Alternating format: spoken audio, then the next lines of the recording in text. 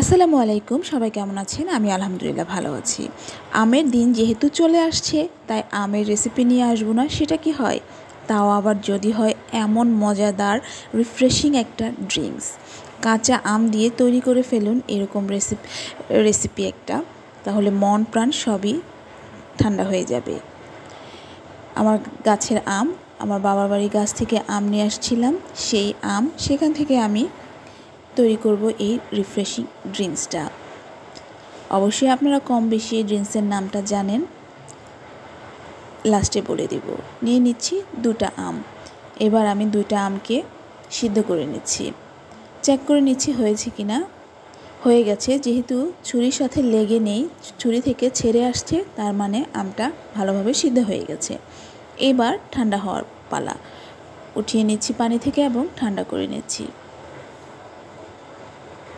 আমটা ঠান্ডা হয়ে গেলে আমি এটাকে ভালোভাবে ছুলে নিচ্ছি।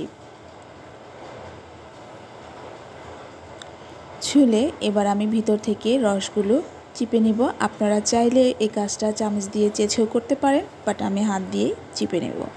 চিপে সম্পূর্ণ রস আমি আটি থেকে আলাদা করে নেব। যেহেতু আমটা সিদ্ধ হয়ে গেছে, তাই পাকা আমের মতো রসটা বের করা যাবে।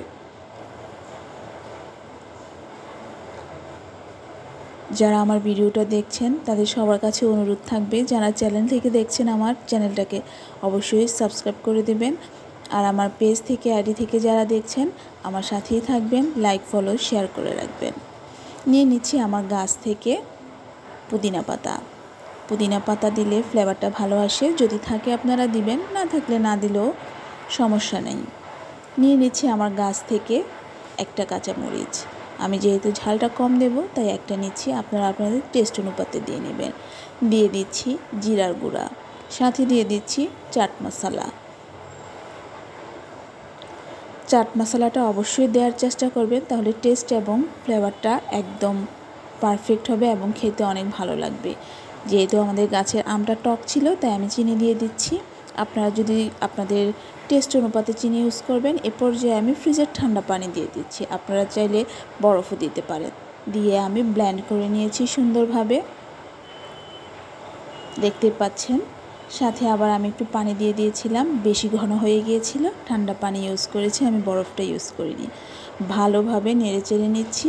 আমি কিন্তু বিট লবণটা ইউজ করেছি, আপনারা খেয়াল করেছেন কিনা জানি না, তবে লবণটা চেক করে নেবেন, কারণ চাট মশলায় যথেষ্ট পরিমাণ লবণ থাকে। আমার ড্রিঙ্কসটা দেখে অবশ্যই আপনারা বুঝতে পারছেন যে কতটা টেস্টি হয়েছে।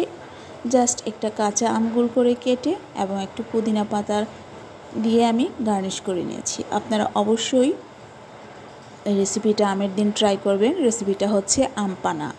এই আম পানা ট্রাই করবেন, কেমন হয়েছে আমাকে জানাবেন। ভালো থাকবেন, আল্লাহ হাফেজ।